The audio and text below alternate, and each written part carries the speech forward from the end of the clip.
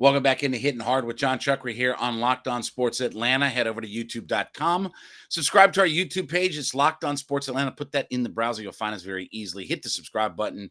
Really appreciate the growing community that we have. We're headed toward 1,300 subscribers, so we really appreciate how quickly you've been a part of this growing audience. And, of course, head over to my Twitter page at JMCH316.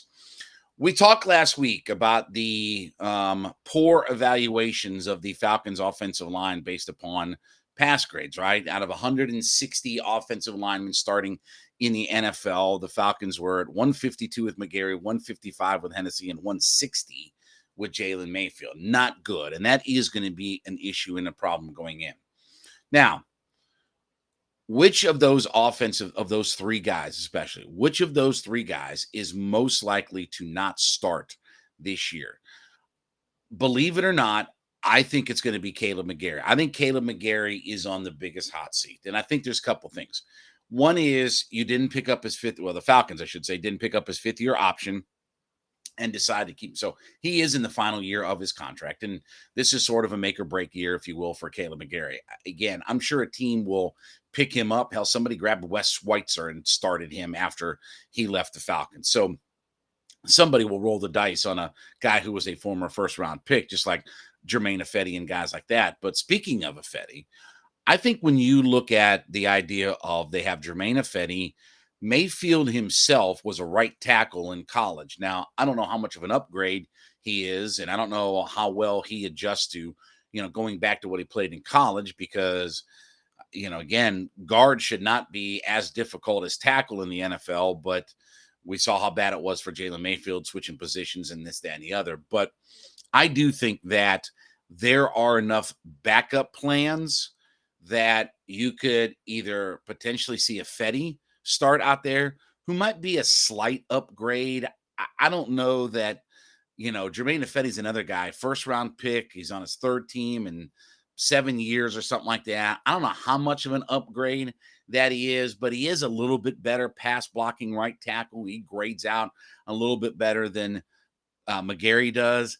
And if you think that, honestly, like I keep saying, I can't start Mayfield and Hennessy side by side. So maybe the plan is throw Mayfield out on the right tackle spot because I still think that they believe in him and they want to continue to give him a shot, and then figure out left guard. If you look at some of the Falcons depth chart right now and some of the guys that they, have out there, it's not a lot of great names. Elijah Wilkinson is a guy who could kind of play guard and tackle. They obviously drafted Justin Schaefer.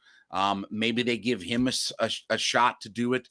You could probably kick Ifedi inside. I think that there are guys that you could find on this roster now that you could feel like, okay, we could probably live with a left guard out there if we want to move Mayfield and keep him out there. Now, the center spot, I know people are going to talk about the idea of Drew Dalman. Can I tell you, I'm not a believer at all in Drew Dalman. He profiles out the same thing as Hennessy does. He's another undersized guy. I know he's a cerebral guy and, academic All-American. I get all that. And pedigree in the NFL. I get all that. But he's another undersized guy. You saw that when he had a chance to play, that he's another guy who's going to get pushed back on his hind end. Well, first off, his ability to snap the football looked pretty awful last year when he did play, but he's another undersized guy. I don't think there's much of a difference between Hennessy and Dalman. And, Hennessy was picked around higher than what Dalman was. So I don't believe in that competition at all. I'll be honest with you. I'm not sold on Matt Hennessy. I'm not sold on Drew Dalman. I'm sold on the idea of either going and drafting a center next year or go find a free agent like they did with Alex Mack and go upgrade that, but can't do anything about that for this year. So I'm not sold on that Hennessy is likely to be replaced because I don't think Dalman profiles out as well. But I think that, and I don't think they're going to bench Mayfield either. I don't think that, I think after last year, they're invested in the idea of we're going to fix Jalen Mayfield, that he can't be worse than what he was this past season. And I think that's where their mindset is right now of we're going to fix him and figure it out. McGary, they're not tied to him at all. They didn't pick up his fifth-year option. They didn't draft him. They don't have much invested in him. So I would tell you that, honestly, whether it's moving Mayfield back or Ifedi, I think somebody's going to take that right tackle spot. And I don't know what they're going to do with McGarry because, they could cut him, I guess, but I'd have to look at the money and tell you if that makes sense or not. But I think McGarry's the guy who's in the most trouble. I think they feel like that they can get by with Hennessy, and he's their best option for now. And between a Fetty or moving Mayfield back there, that they will feel like that they've upgraded at right tackle. And then whether it's moving a Fetty inside the guard or Wilkerson or whatever, they're vagabond of, their cavalcade of interior line misfits or whatever that they have out there, that they'll just plug left guard and hope that Hennessy gets better. They know what they have in Jake Matthews. Obviously, we know what we have in Chris Lindstrom.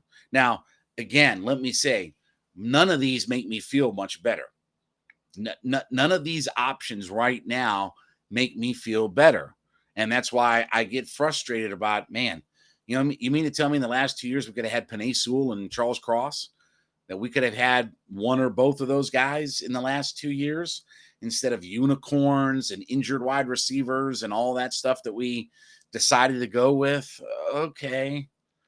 See, again, I'm about fixing things in the NFL, and especially your line of scrimmage.